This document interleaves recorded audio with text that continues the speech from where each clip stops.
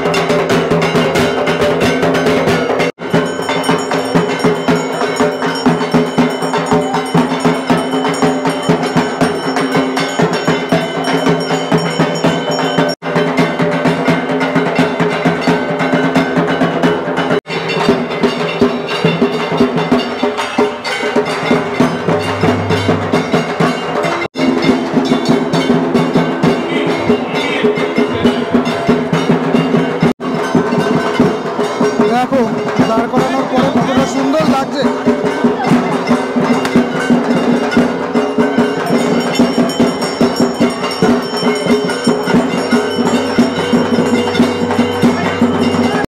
ঠাকুরমশাই এখন আরতি করছেন।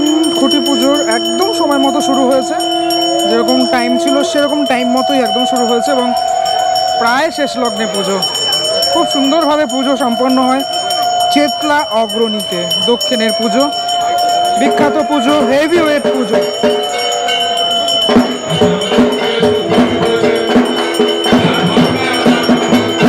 আগের বার করেছিলেন সেই ছবিটা দেখা যাচ্ছে। এবার উনি আমাদের থিম করেছেন এবং আমাদের থিম এবার গঙ্গা দূষণ। তাই আমাদের যে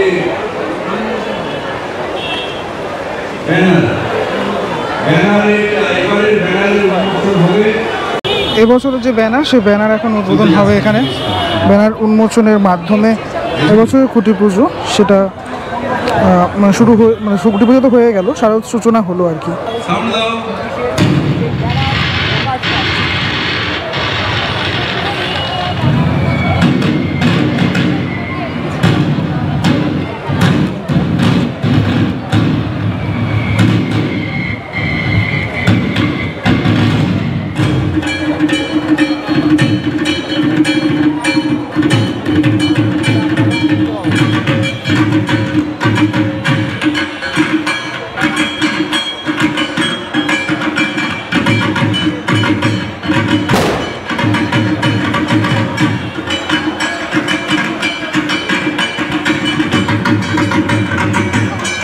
ব্যানারে যেটা লেখা আছে সেটা হচ্ছে বিলুপ্ত জীবন দূষণ কবলে গঙ্গা কবর তলে, দেশ পঙ্গু সৃষ্টি বর্ধিত, মানুষ জাগো সবে, প্রাণ ক্ষত প্রলয় আগত, বাঁচাই নদী তবে।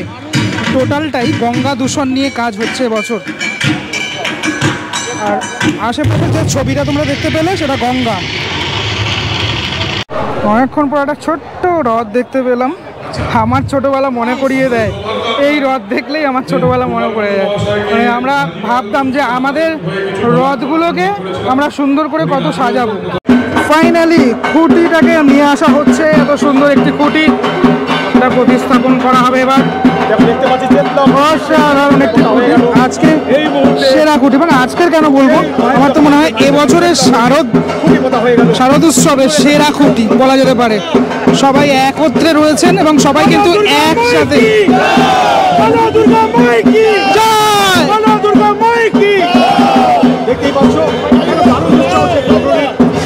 দারুণ একটা মুহূর্ত।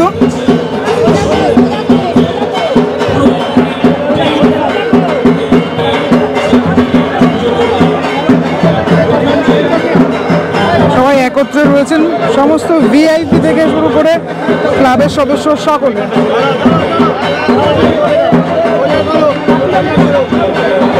রথযাত্রার দিন 2024 সালের চেতলা অগ্রণীর খুঁটি পুজো সেটা সম্পন্ন হলো এবং এবার নিচের যে অংশটা, সেই অংশটাকে একটু শক্তপোক্ত করে দেওয়া হচ্ছে। এত মোটা খুঁটি একটি, মানে সুন্দর শিল্পকলার মাধ্যমে ফুটিয়ে তোলানো হয়েছে।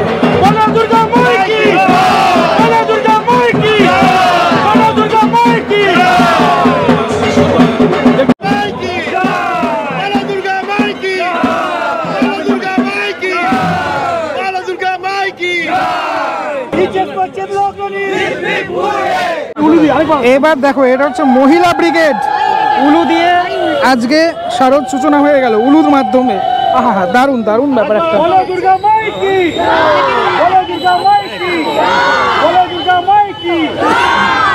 গত বছর দেখেছিলাম আপনার কাজ, ব্যানার্জির নামটা বললেই আর কিছু বলা লাগে না, পরিচয়।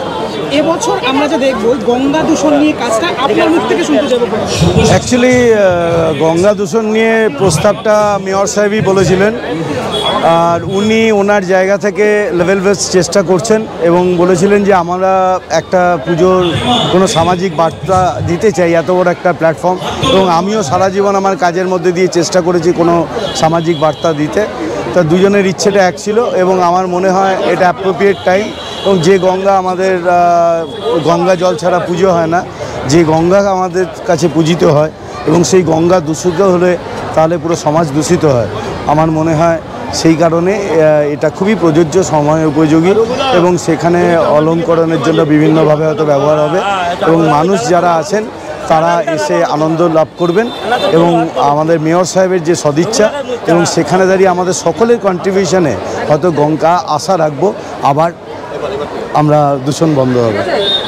তোমার কাজে আমরা দেখতে পাই নেচারের অনেক কিছু জিনিসপত্র ব্যবহার হয়, যেখানে কলা গাছের বিভিন্ন রকম জিনিসপত্র আমি দেখেছিলাম।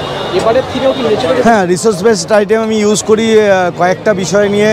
আমার মূল বিষয় হচ্ছে পশ্চিমবাংলার আর্টিসান যারা আছে তারা, আমার মনে হয় না সারা ভারতবর্ষের কোনো জায়গায় রিসোর্স বেসড আইটেম দিয়ে এত ধরনের মেটেরিয়াল নিয়ে কাজ করে। মূলত কাজের পুজো ফিল্ডে আসাই এই আর্টিসানদের জীবিকা দেওয়ার জন্য, এবং সেই জীবিকার ক্ষেত্রেই এই হ্যান্ডি যদি রিসোর্স বেসড আইটেম হয়, লো কস্ট মেটেরিয়াল দিয়ে কাজ হয়, তাহলে এরা অনেক বেশি টাকা উপার্জন করতে পারবে। কেন আমার র মেটেরিয়াল কস্ট কম লাগবে, আর্টিসানদের লেবারটা বেশি দিতে পারবে। কুড়িতেও দেখছি তুমি একই রকম বিবরণ রেখেছো। হ্যাঁ। প্রাকৃতিক ভারসাম্য রেখেছো, পরিবেশ রেখেছো। এটা কি দিয়ে হয়েছে একটু বলবে? এটা ন্যাচারাল ফাইবার আছে, ব্যানানা ফাইবার আছে, জুট ফাইবার আছে, এরকম বিভিন্ন ফাইবার দিয়েই করা হয়েছে।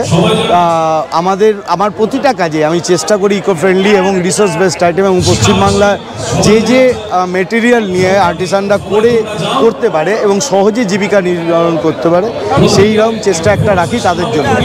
আর এখানে স্পটে কবে থেকে কাজ শুরু হবে? স্পটে কাজ হয়তো কাল পরশু থেকে বাস পড়া শুরু হবে, আর কিছু কাজ অলরেডি শুরু হয়ে গেছে যেগুলো আর্টিসান বেসড কাজ, এবং তারা ট্রেন্ড হচ্ছে। এবং প্রতি বছর এখান থেকে কাজ করার পরে হস্তশিল্পীরা তারা বিভিন্ন ডাইভার্সিফাইড প্রোডাক্ট তৈরি করতে পারে এবং তাদের একটা বাজার তৈরি হয়। এবং আমাদের সরকারের তরফ থেকেও বিশ্ব বাংলা বা বিভিন্ন মেলা হাট এগুলো হচ্ছে। ন্যাচারালি এদের একটা বড় মার্কেট, বড় জীবিকা আশা করি কিছু না কিছু বাড়বে। প্রাথমিক কোনো নাম কি সিলেক্ট হয়েছে? কোনো প্রতি বছর দেখে দেখে নাম? হ্যাঁ, এবারে সব আপনি থিম পেয়ে গেছেন, প্রতি বছর থিম পান না, এবছর থিম পেয়ে গেছেন অনেক আগে থেকে। তো ন্যাচারালি আস্তে আস্তে আরও উন্মোচন হবে। গঙ্গা দূষণ নিয়ে তো এর আগে আমার মনে হয় যে দুর্গাপুজোতে এইভাবে হয় না, কীভাবে এক্সিকিউট করা হবে আপনার? অ্যাকচুয়ালি দেখুন, ব্যাপারটা এক্সিকিউশনটা, তো আমার বক্তব্য হচ্ছে গঙ্গা দূষণ নিয়ে কাজ মানে আমি সাজালাম সেটা নয়। আপনি যদি ভাবেন, আপনাকে যদি ফিল করাতে পারি যে গঙ্গা দূষিত হচ্ছে এবং এটা রক্ষা করার দরকার, তাহলেই আপনার কন্ট্রিবিউশনটা আপনি করবেন, আর সেটার প্রচেষ্টা আমার থাকবে। আপনার কি মনে হয় এই কাজগুলো কি সাধারণ দর্শকদের মধ্যে বোধগম্য? আমি এইরকম চিত্রা অগ্রণী পুজো একটা নামী পুজো, এবং এখানে সাধারণ মানুষের ঢল প্রচুর পরিমাণে থাকে। তা আমি যে কাজটাই করি এই ধরনের পুজোয়, সেখানে দাঁড়িয়ে আমি সাধারণ মানুষের কথা মাথায় রেখেই করি। সাধারণ মানুষের বোধগম্য হবে সেটা আমি বিশ্বাস রাখবো। সচেতনতার একটা প্ল্যাটফর্ম এটা। অবশ্যই, একটা প্ল্যাটফর্ম। হ্যাঁ অবশ্যই। এত বড় আমি কোনো প্ল্যাটফর্ম আমি পাবো না কোথাও, যে এত প্রচারের জন্য। এখানে ফুটফল আমার মনে হয় 5-7 দিনের মধ্যে, মানে দুর্গাপুজোর 50 থেকে 60 লক্ষ। তা এরম কোনো এত বড় আর্ট গ্যালারি, এত বড় প্ল্যাটফর্ম আমি কোথাও পাবো না। প্রতিমাতে কি ঝলক থাকছে? প্রতিমা অবশ্যই রেভারেন্স ফ্যাক্টর থাকবে, মানুষ এসে যেন হাত জোর করে প্রণাম করতে পারে, সেখানে এসে মানুষ এসে যেন সারেন্ডার করতে পারে নিজেকে, এবং প্রতিমা দেখার জন্য মানুষ আসে। সুতরাং সেটাকে মাথায় রেখে আমার ঠাকুর দেখতে যাচ্ছি যেন লোকে বলতে পারে, এবং সেই জায়গাটা রেখে আমি কাজ করি, এবং ওই রেটটা রেখেই কাজ করব। তাদের পুরস্কার পাই বা না পাই আমার যায় আসে। অনেক ধন্যবাদ আপনাকে। কলকাতা দুর্গাপুজোর আরও একটি পছন্দের পুজো, সে পুজো 2024 সালের সূচনা লগ্নে আমি আপনাদেরকে দেখালাম কীভাবে এবছরটা হলো। খুব একটা ন্যাচারাল থিম, মানে এইটা খুব দরকার, এই গঙ্গা দূষণ নিয়ে কাজ করা, এটা আমার মনে হয় খুব দরকার। মানে এই ধরনের থিমগুলো প্রয়োজন, ঠিক আছে? তো যাই হোক, পরবর্তী ব্লগে আবারও দেখা হচ্ছে খুব শীঘ্রই। ততক্ষণের জন্য বিরতি নেব। ভালো থাকবেন সবাই, আর সবাইকে বলবো আগাম শুভেচ্ছা। টাটা।